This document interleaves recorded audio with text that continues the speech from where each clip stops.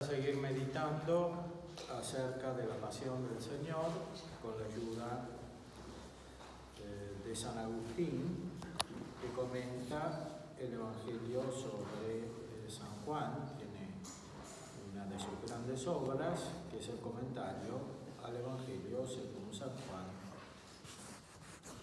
La primera obra que leímos y explicamos era De Agone Cristiano, el combate espiritual. Es una obra específica de San Agustín que tiene este título. ¿Combate espiritual o combate cristiano? Acerca del combate cristiano, sí, del combate cristiano. Es una obra no muy larga de San Agustín, y hemos leído una gran parte de esta obra. Entonces la pueden meditar con el texto, que se consigue fácilmente en internet. Hay un sitio del Instituto Patrístico Agustiniano, augustinus.it. Tiene los textos de San Agustín, las obras completas, bibliografía, tiene los textos originales en latín, tiene las traducciones en castellano y en italiano. Pues ahí lo pueden buscar, y si no, en las obras completas de la Bach, que están las de San Agustín, en diferentes tomos, muchos. Vamos a ver entonces el texto del Evangelio según San Juan, que habla de la entrada triunfal en Jerusalén, lo que celebramos hoy. Al día siguiente, la gran muchedumbre que había venido a la fiesta, al oír que venía Jesús a Jerusalén, tomaron palmas y salieron a su encuentro y clamaban: Hosanna, bendito el que viene en el nombre del Señor y el Rey de Israel. Hallando Jesús un asnillo, montó sobre él, según está escrito: No temas, hija de Sión, mira, tu rey viene montado sobre un pollino de asna. Estas cosas no las conocieron sus discípulos desde un principio, mas cuando fue glorificado Jesús, entonces recordaron que tales cosas estaban escritas sobre él, y estas fueron las que con él hicieron. Daba pues testimonio a la turba que con él estaba cuando llamó a Lázaro del sepulcro y lo resucitó de entre los muertos. Por esto también le salió al encuentro la muchedumbre, por haber oído que él había obrado este portento.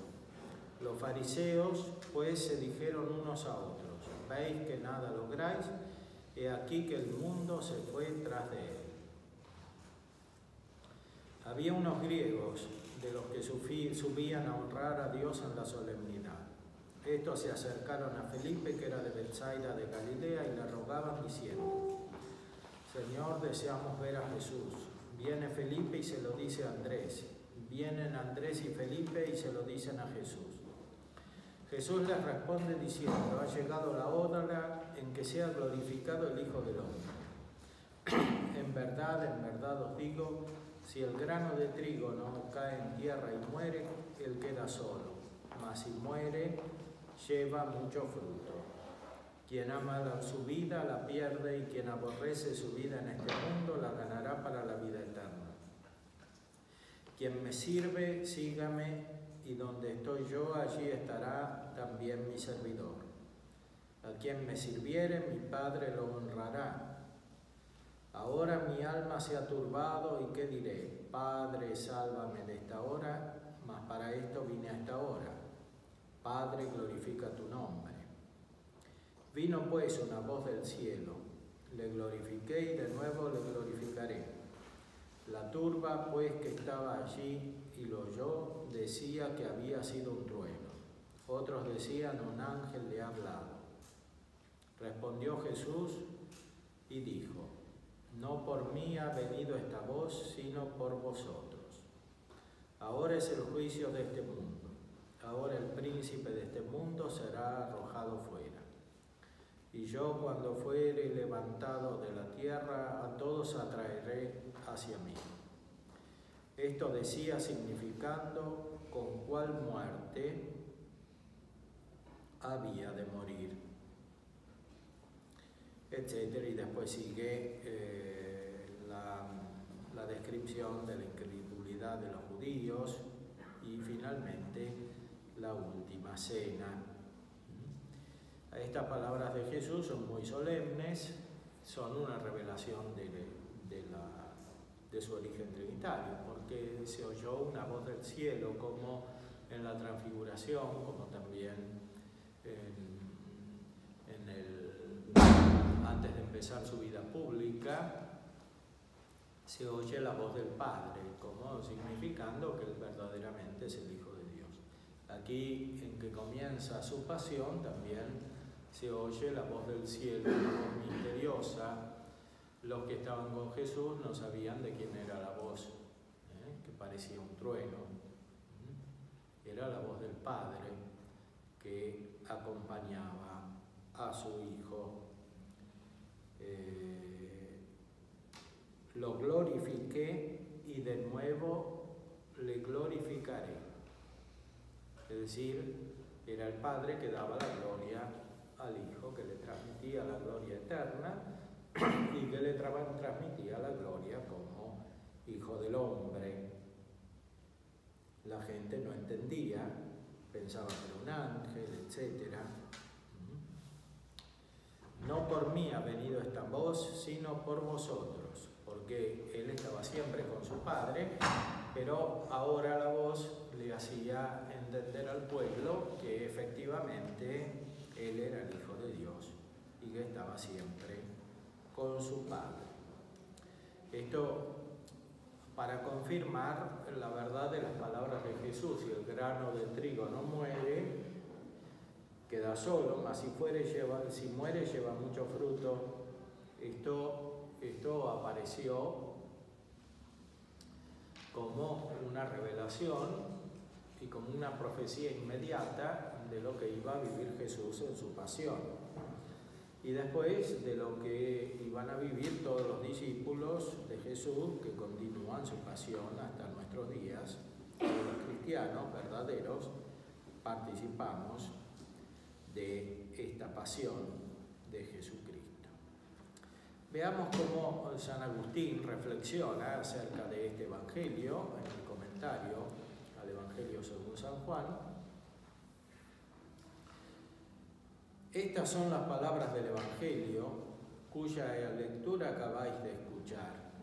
Al día siguiente, una gran multitud de los que habían venido a la fiesta, habiendo sabido que Jesús había llegado a Jerusalén, tomaron ramos de palmas y salieron a su encuentro gritando: Hosanna, bendito el que viene en nombre del Señor, el Rey de Israel. Y explica simbólicamente, a la usanza de los padres de la Iglesia, también anteriores y griegos, lo que significa cada expresión del Evangelio. Los ramos de las palmas son alabanzas y signos de victoria, porque muriendo había de vencer el Señor a la muerte, y con el trofeo de la cruz había de triunfar del demonio, príncipe de la muerte. Como los ejércitos romanos llevaban un trofeo, él escribía todavía al final del Imperio Romano, así también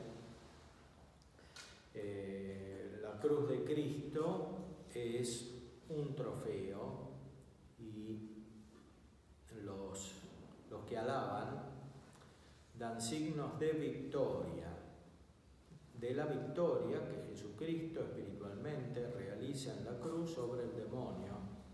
Es lo que hemos meditado con la ayuda del otro libro acerca del combate cristiano. Según algunos peritos de la lengua hebrea, Hosanna significa más que un objeto, un afecto, un juego, como son en la lengua latina las llamadas interjecciones.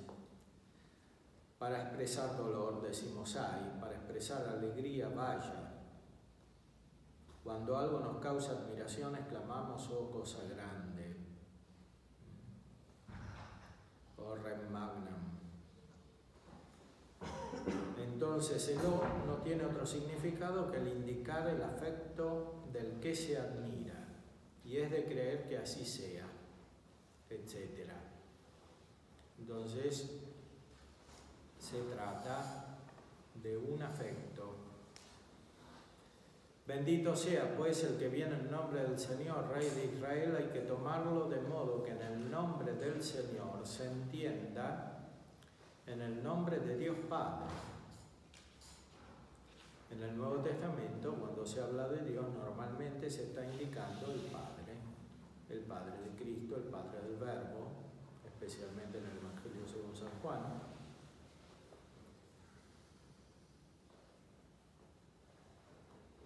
Aunque también pudiera entenderse en su nombre, porque Él mismo es Señor, según en otro lugar está escrito, el Señor llovió del Señor. En latín, pluit Dominus ad Domino. Es una traducción del libro del Génesis. Y los salmos dicen, dijo el Señor a mi Señor. En las cartas de San Pablo, Jesucristo es llamado Señor, que quiere decir Dios, el dominador.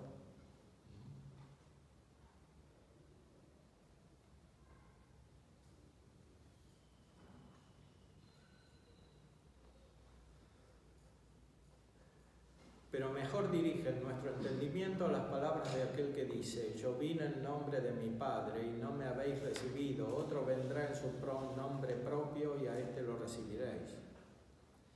Maestro de humildad es Cristo, que se humilló haciéndose obediente hasta la muerte y hasta la muerte de cruz. No pierde la divinidad cuando nos enseña la humildad. Por aquello es igual al Padre. Por esta es semejante a nosotros. Por lo que tiene de igual con el Padre nos creó para que existiéramos. Por lo que tiene de semejante con nosotros nos redimió para que no pereciésemos. Jesucristo es Dios como el Padre, es el creador del universo, de Él dependen todas las cosas, de Él surge todo, pero comparte nuestra condición humana, tiene la misma naturaleza que nosotros y por eso comparte nuestra humildad. Más aún, tiene la naturaleza para poder ser humilde y para que nosotros podamos ser humildes con Él como remedio del pecado que es soberbia. Aquella multitud le tributaba estos cánticos de alabanza. Hosanna, bendito sea el que viene en el nombre del Señor, Rey de Israel. Qué tormento tan atroz sufriría la envidia de los príncipes de los judíos, oyendo a tan grande multitud aclamar a Cristo por su Rey. Aquí nos muestra San Agustín cómo la pasión de Cristo es remedio de otra pasión desordenada, humana, que es la envidia. O sea, con la pasión de Cristo, que es fruto de su humildad y que es pasión también como afecto del alma, que acompaña a la caridad, remedia otra pasión que es la envidia. En los príncipes de los judíos esta envidia no se remedió porque no tenían buena voluntad. Se remedió en aquellos que se unían por la humildad a la pasión de Cristo. Pero ¿qué era para el Señor ser aclamado por Rey de Israel? ¿Qué era para el Rey de los siglos ser hecho Rey de los hombres? Cristo no era Rey de Israel para imponer tributos ni para tener ejércitos armados y guerrear visiblemente contra sus enemigos. Era Rey de Israel para gobernar las almas, para dar consejos de vida eterna, para conducir al reino de los cielos a quienes estaban llenos de fe, de esperanza y de amor. Este aspecto es fundamental en la realeza de Cristo. Cristo es Rey. Se lo preguntan durante la pasión, tú eres Rey. Tú lo dices, yo soy Rey. Para esto he nacido, para esto he venido al mundo. Él es Rey. Pero no es Rey como los reyes humanos, evidentemente. Es Rey para gobernar las almas, dice San Agustín, para dar consejos de vida eterna.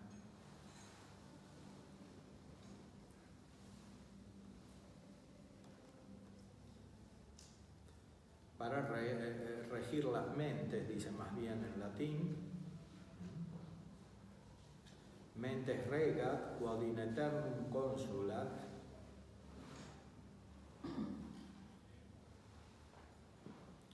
para aconsejar interiormente, quiere decir, a esas mismas mentes.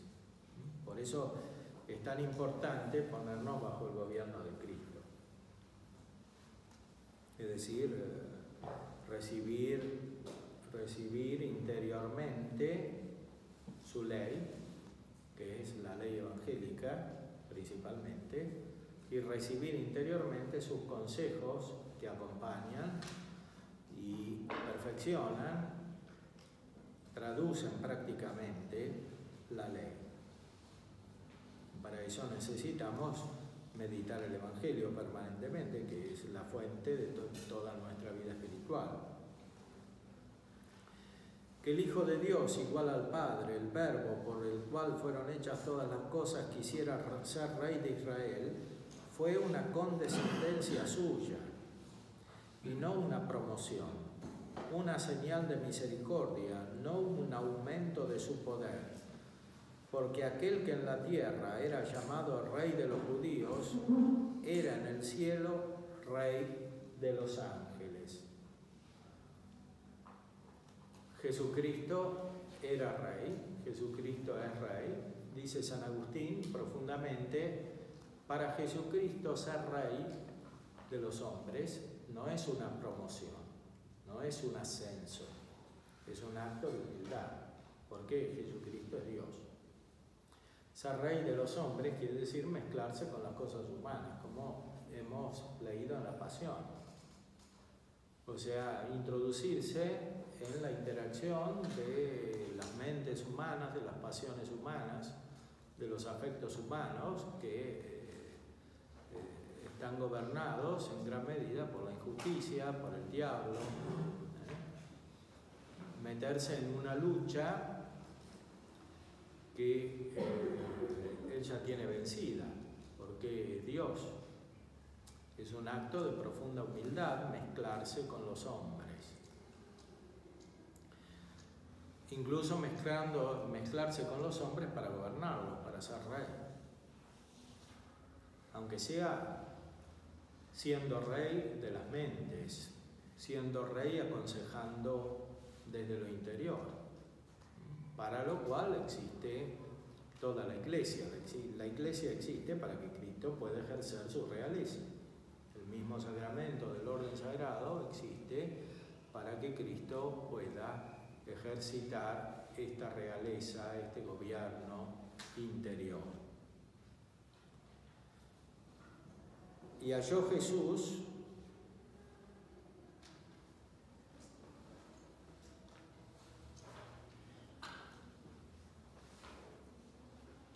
que el Hijo de Dios, igual al Padre, se haga entonces Rey, fue una condescendencia suya. Porque aquel que en la tierra era llamado Rey de los judíos, era en el cielo Rey de los ángeles. Y halló Jesús un jumentillo y montó sobre él. Sucintamente se narra aquí lo que los otros evangelistas cuentan con todo detalle. Corrobora este hecho con un testimonio profético para patentizar que los malignos judíos no comprendían a aquel en quien se cumplía cuanto ellos leían. Halló pues un jumentillo, un burro, un asno chico, y montó sobre él, según está escrito: no temas, hija de Sión, mira que viene tu rey sentado sobre un asnillo. También entre aquel pueblo estaba la hija de Sión. Sión es la misma Jerusalén. Entre aquel pueblo, digo, perverso y ciego, se hallaba, sin embargo, la hija de Sión, a la cual podía decirse: no temas, mira que tu rey viene sentado en un aslillo. Esta hija de Sión, a quien se dirigen estas palabras divinas, estaba entre aquellas ovejas que oían la voz del pastor. Estaba entre aquella muchedumbre que con tanta devoción cantaba alabanzas al Señor, que venía y que tal compacta le seguía. A ella le fue dicho: no temas, recoge bien al que loas. Y no temas cuando le veas padecer, porque su sangre es vertida para borrar tu pecado y devolverte la vida. El asnillo en el que nadie se había sentado, como dicen los otros evangelistas, representa al pueblo de los gentiles, que no conocía aún la ley del Señor. Y el asna, pues ambos habían sido llevados al Señor, representa a su grey,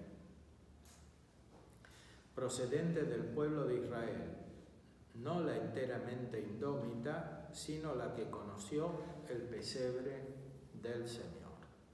Es decir, los judíos y los gentiles estaban representados en el asno y la asna que le fueron llevados a Jesús.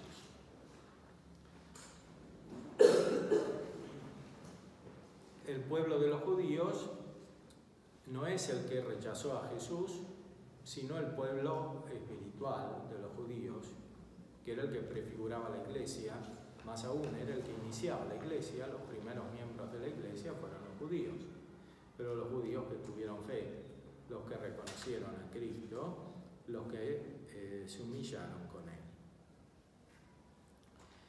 Estas cosas, cita San Agustín todavía el Evangelio según San Juan, no las entendieron sus discípulos por entonces, las comprendieron cuando Jesús fue glorificado, es decir, que tuvieron un crecimiento espiritual interior, un crecimiento que hizo que su mente se abriera por la acción del Espíritu Santo. Entendieron lo que había sucedido, como los discípulos de Maús después de la resurrección entendieron lo que había pasado en la pasión del Señor. Hasta ese momento no habían entendido, así como se habían dormido cuando Jesús estaba por ser aprehendido por los judíos.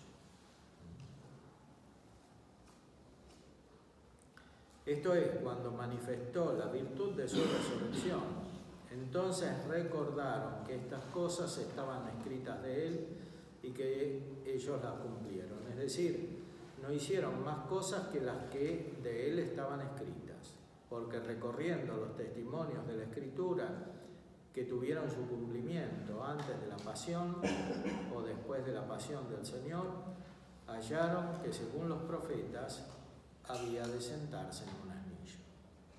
Y la multitud de gente que estaba con Él cuando llamó a Lázaro del sepulcro y lo resucitó entre los muertos,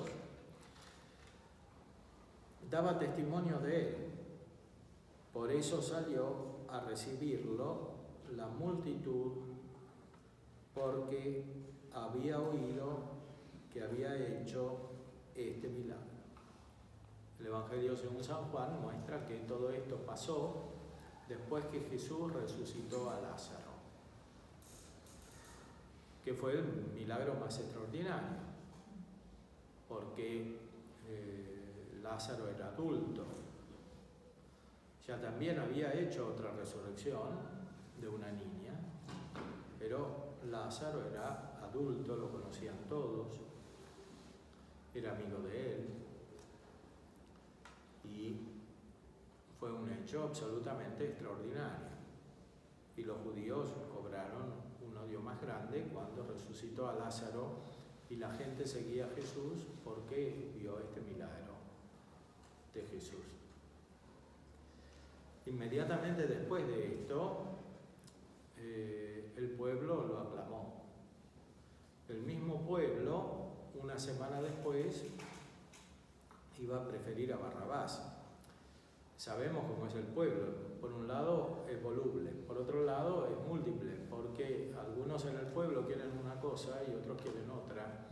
Y eso va cambiando según el influjo que reciben, especialmente desde lo alto. Aquí evidentemente los jefes del pueblo y los sumos sacerdotes tuvieron un mal influjo sobre el pueblo y lo torcieron. Esto no quiere decir que algunos no hayan perseverado. Algunos de los que alababan a Jesús el día en que entró en Jerusalén triunfantemente. Algunos pudieron haber perseverado, otros pudieron haberlo traicionado. Y algunos pudieron haberse convertido después de la resurrección. Pues el Evangelio nos muestra, y también los Hechos de los Apóstoles, cómo había grandes conversiones después de la resurrección de Jesús, conversiones entre los mismos judíos. Ciertamente la predicación de Jesús quedó y después de todo lo que sucedió, después de su pasión y después de su resurrección, se dieron cuenta de lo que querían decir sus palabras y fueron iluminados interiormente y accedieron a la verdadera fe. Se convirtieron, entraron en la iglesia, en el camino de la salvación.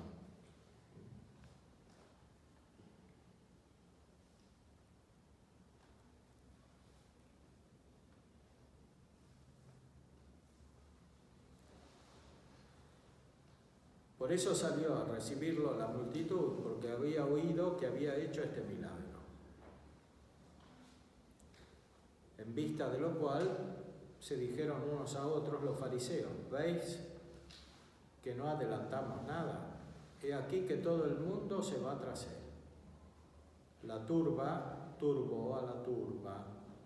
Turba, turbavit, turbam, dice San Agustín, que era un retórico. La turba perturbó a la turba. O sea, el pueblo se agita solo y además tiene agitadores. ¿Por qué tienes envidia o turba ciega? ¿Por qué tienes envidia o turba ciega? Porque el mundo se va tras aquel por el cual fue hecho el mundo. Es decir, Jesucristo era el creador del mundo. Era aquel que había hecho todas las cosas. Y esta gente, la gobernada por los judíos, por los jefes del pueblo judío, tenían envidia de aquel que era el creador del mundo. Era una envidia absolutamente irracional. Había también algunos gentiles de los que habían venido para adorar en las fiestas. Estos se acercaron. Este también es un hecho misterioso que no narran los otros evangelistas, o sea, cuando estaba por suceder la pasión de Cristo, especialmente en el momento en que entraba triunfalmente en Jerusalén, aparecieron estos griegos, que eran como la avanzada del mundo occidental, que estaba hecho por los griegos y por los romanos. Vinieron a alabar al Señor, movidos interiormente por un instinto espiritual. Vinieron a alabar al Señor y estaban ahí entre los que agitaban los ramos.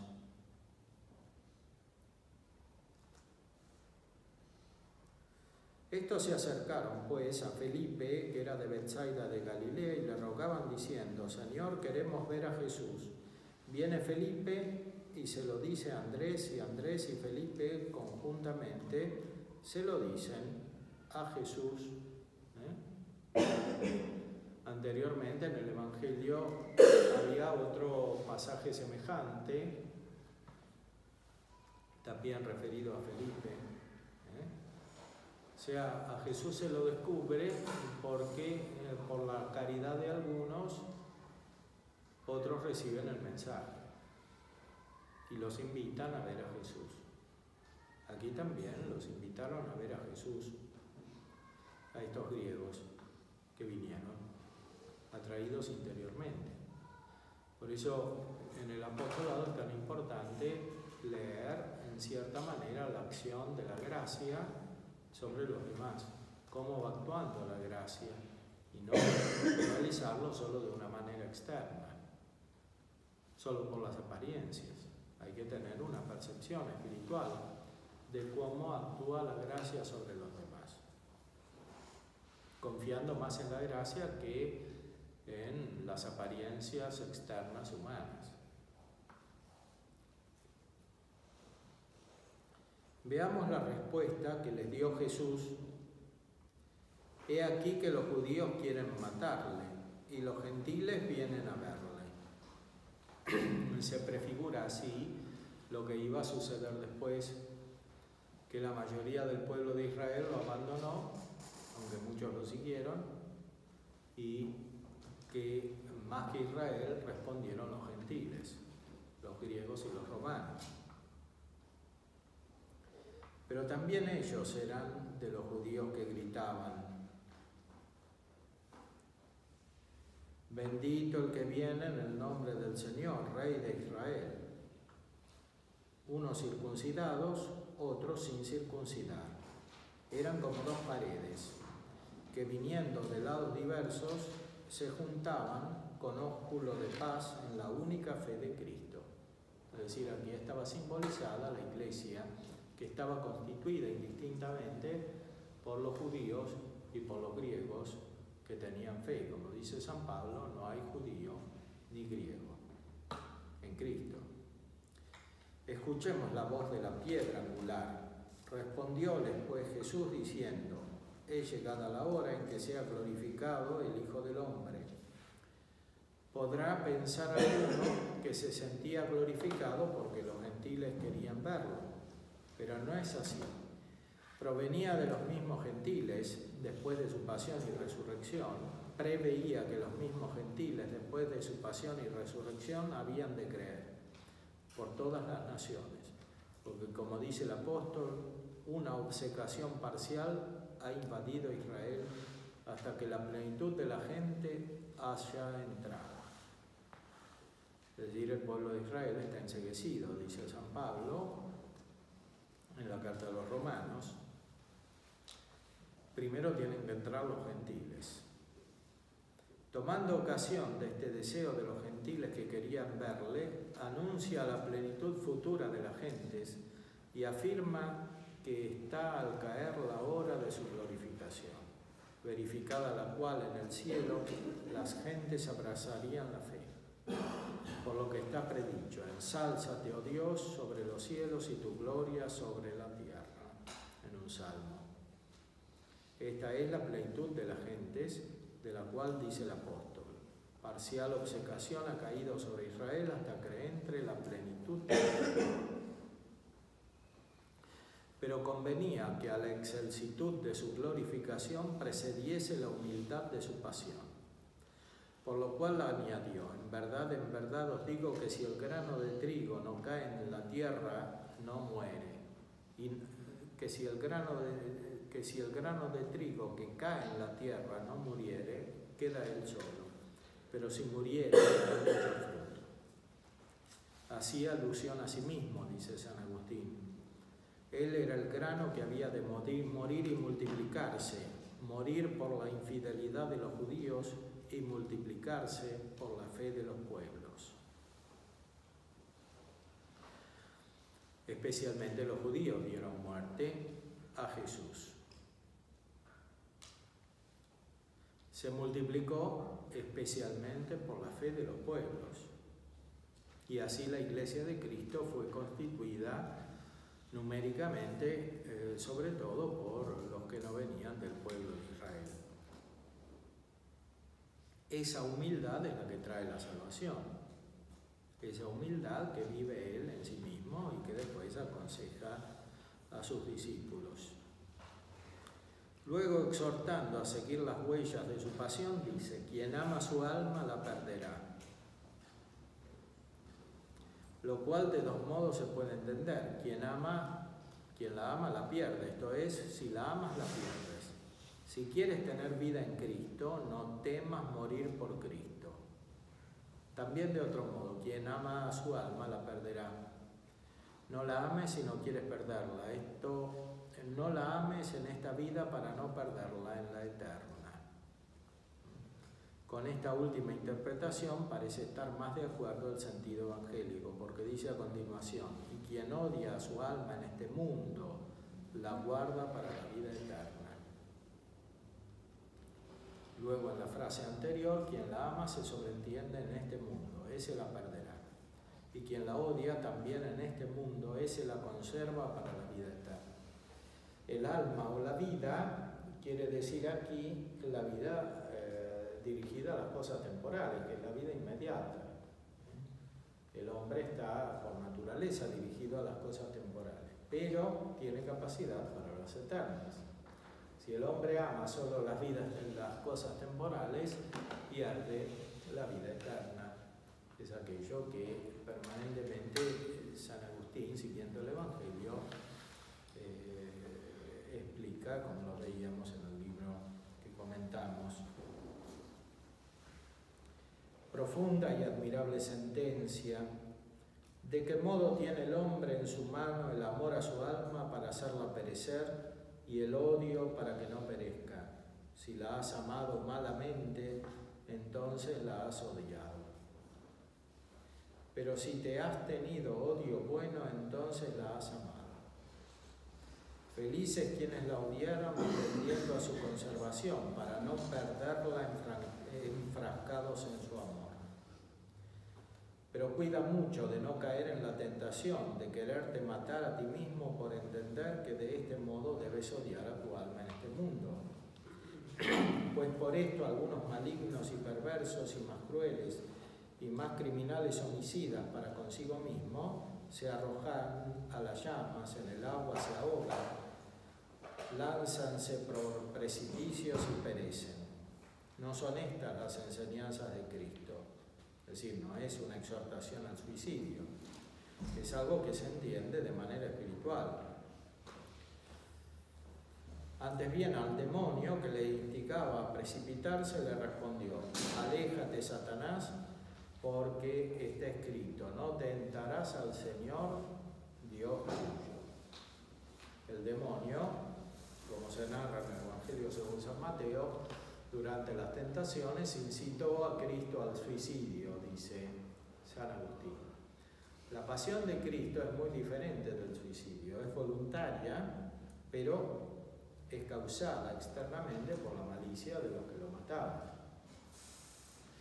Jesucristo amaba verdaderamente su vida espiritual, como los verdaderos cristianos aman su vida espiritual. Para amar su vida espiritual, tienen que estar dispuestos a imitar a Cristo, que se entregó voluntariamente a la muerte por dar testimonio de la verdad. Para eso había venido al mundo, para dar testimonio de la verdad. Dar testimonio de la verdad implica la muerte. La muerte, una especie de muerte civil, según la fama, una especie de muerte afectiva, y a veces también el martirio, como se ve en tantos santos que nos precedieron. El mundo odia lo que no es de él, así como odió a Cristo. Entonces, odiar la propia alma en este mundo quiere decir odiar lo que odia el mundo, odiar lo contrario a lo que odia el mundo y amar lo que odia el mundo, que es la vida espiritual. Padre, ¿qué es la muerte afectiva? La muerte civil se entiende, ¿no? La quedarse solo en el mundo. Sí. ¿Qué es la muerte afectiva? La muerte afectiva quiere decir el desencuentro afectivo con los que no tienen la misma vida espiritual. Es algo que pasa de muchas maneras, más externas y también más sutiles. Entonces, hay que perseverar en el crecimiento espiritual por encima del condicionamiento afectivo que está producido por la interacción con los demás.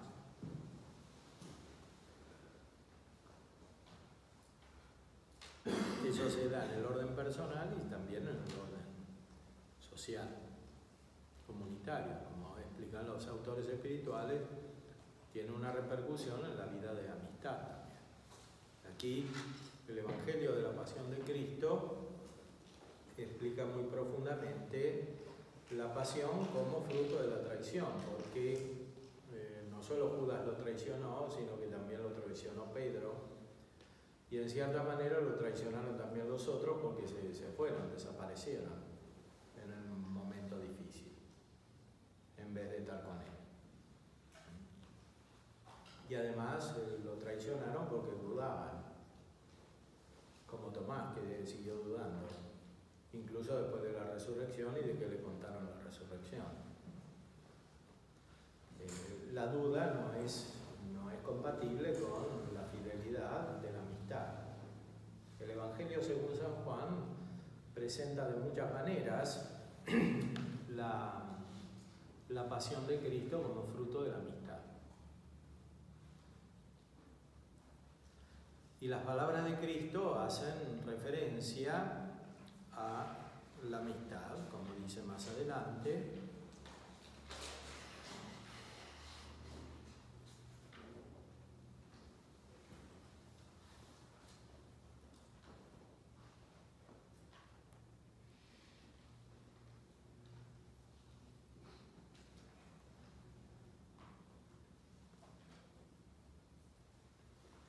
Aquí en el Evangelio según San Juan, y en la explicación que da San Agustín,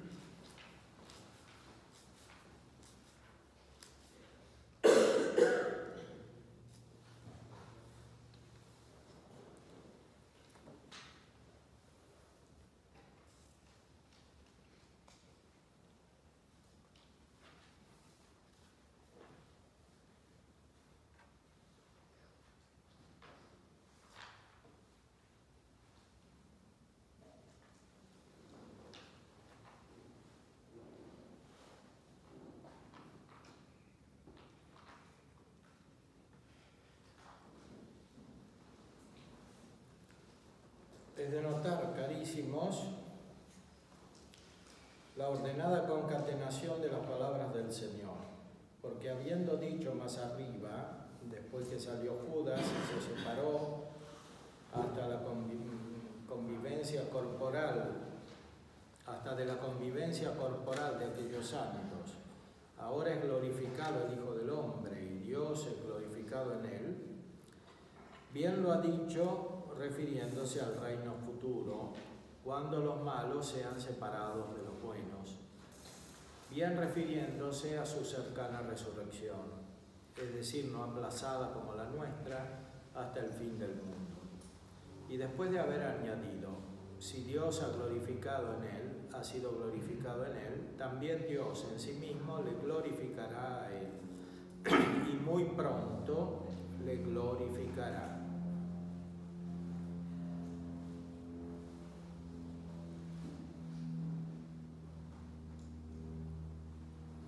Lo cual sin duda afirmó de su pronta futura resurrección y continuó diciendo, hijitos, aún estoy con vosotros un poco tiempo, como diciéndoles, pronto seré glorificado con la resurrección.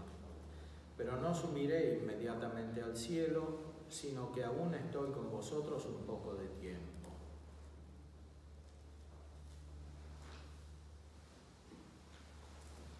Y dice más adelante, después de haber manifestado esta expresión de afecto de Cristo, no vayáis a pensar, hermanos, que al decir el Señor un mandato nuevo os doy, que os améis unos a otros, se excluye el precepto mayor, que manda amar a Dios y Señor, a nuestro Dios y Señor con todo el corazón, con toda el alma, con todas las facultades.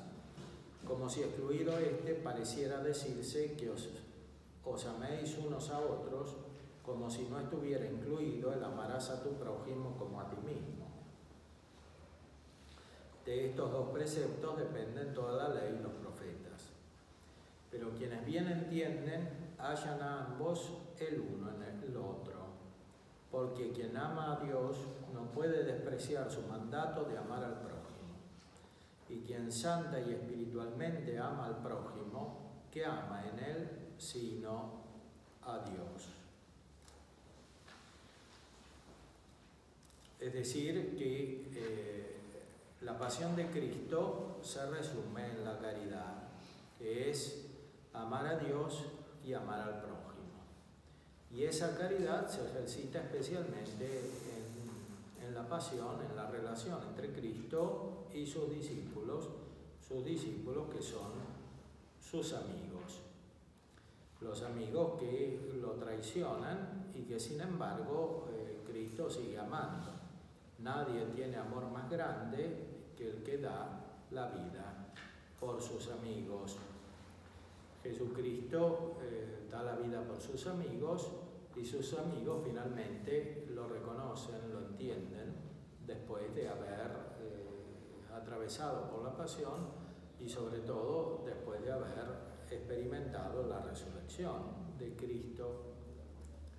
Los discípulos se dan cuenta cuando Cristo resucita que todo lo que él decía era verdad, reciben una fuerza nueva que viene del Espíritu Santo y entonces ya no lo traicionan más.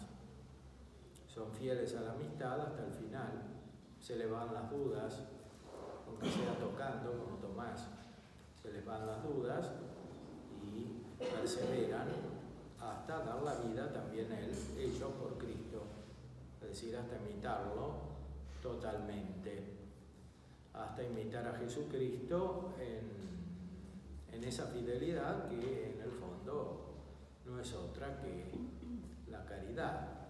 También nosotros estamos llamados a permanecer en esa vida espiritual cuyo centro es la caridad. Por eso dice también, comentando las palabras de Jesús, no se turbe vuestro corazón, dice San Agustín. Con mayor esfuerzo, hermanos, debemos dirigir a Dios nuestra atención para poder de algún modo entender las palabras del Santo Evangelio que poco ha sonaron en nuestros oídos. Dice pues Jesús, no se turbe vuestro corazón, creed en Dios y creed también en mí, a fin de que como hombres no tuviesen miedo a la muerte, turbándose por ello, los consuela afirmando que también Él es Dios. Creed en Dios y creed también en mí. Porque es lógico que si creéis en Dios, creáis también en mí. Lo cual no sería lógico si Cristo no fuese Dios. Creed en Dios y creed también en Él, que es igual a Dios por naturaleza, no por latrocinio. Se anonadó a sí mismo tomando la forma de siervo sin perder la forma de Dios. Teméis la muerte de esta forma de siervo, no se turbe vuestro corazón, la resucitará la forma de Dios. Cristo vino a través de su pasión a prepararnos un lugar. En la casa del Padre hay muchas moradas, Él viene a prepararnos un lugar, nos dice Él mismo en el Evangelio según San Juan, y San Agustín comenta, pero ¿qué es lo que vienen a decir las palabras siguientes? En la casa de mi Padre hay muchas mansiones, sino que temían también por ellos mismos. De aquí que les fuera necesario oír esto, no se turbe vuestro corazón. Es decir, los discípulos, en cierta manera, dudaban de conseguir la vida eterna. Y por eso Jesucristo les reafirma que está preparada la casa del Padre para ellos. Lo cual finalmente corresponde a lo que nos decía San Agustín acerca de la esperanza. Para llegar a la vida eterna hay que mantener la esperanza. Y no se puede mantener la esperanza si no se tiene fe. Por eso el suicidio, que es una manera perversa de entender la pasión de Cristo, es un pecado contra la fe y contra la esperanza. Mantener la fe y mantener la esperanza significa perseverar en esta vida, imitando a Cristo. Aunque sea a costa de perder la vida por manos de los hombres. No por mano propia, sino por manos de los hombres. O sea, es necesario mantener la esperanza interior, y la esperanza es siempre esperanza de la vida eterna, de alcanzar las moradas que están en la casa del Padre de Cristo. Y para eso es necesario que no se turbe el corazón, es decir, no que no haya que pasar por todas las vicisitudes humanas, sino que en medio de todos esos cambios humanos se permanezca en la única y verdadera vida espiritual, que no haya un cambio sustancial, que no haya un cambio tal que altere lo esencial de la vida espiritual. Siempre está el riesgo de perderla, pero siempre está la garantía de la gracia divina. El riesgo viene de parte nuestra. La infidelidad tiene solo fundamento humano, porque Dios es siempre fiel. Lo dice San Pablo expresamente en sus cartas. Dios es fiel. La infidelidad viene siempre por parte del hombre, como les vino a los apóstoles, a Judas, a Pedro y a los otros. La infidelidad es siempre por parte del hombre, no es por parte de Dios. El hombre no es fiel a la amistad. Dios es fiel a la amistad. La caridad es amistad. Es la amistad. Por eso es necesario mantener una vida espiritual íntegra, es decir, no turbada, no perturbada. Si las cosas que pasan en el mundo perturban, quiere decir que la vida espiritual todavía no es sólida. Y entonces es necesario que sea fortificada, y es fortificada finalmente por el gobierno de Cristo.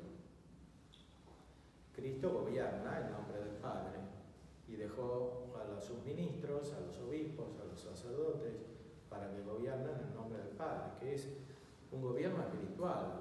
Lo que tienen que hacer los sacerdotes y los obispos es algo espiritual, que gobernar espiritualmente. Todo lo demás es accesorio, secundario, derivado, etc. Lo principal es el gobierno espiritual, que surge inmediatamente de la presencia de Cristo en la Eucaristía. Por eso siempre hay que buscar ese gobierno espiritual, para no caer en la tentación, para no sucumbir a la turbación, para acoger el mensaje de Cristo: no se turbe vuestro corazón. Está mal que se turbe el corazón hasta perder la gracia, hasta traicionar a Cristo. No se puede perturbar de esa manera. Quiere decir que uno no está sujeto a su gobierno amoroso y tiene que buscar todos los medios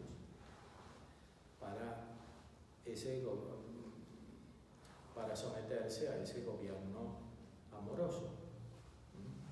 Tiene que leer, tiene que orar, tiene que retirarse como hacemos ahora, tiene que buscar al Padre espiritual, un Padre espiritual o varios Padres espirituales, porque el sacerdocio de Cristo no es algo personal humano, es Cristo que está presente. Entonces hay que buscar en los que guían el alma a Cristo.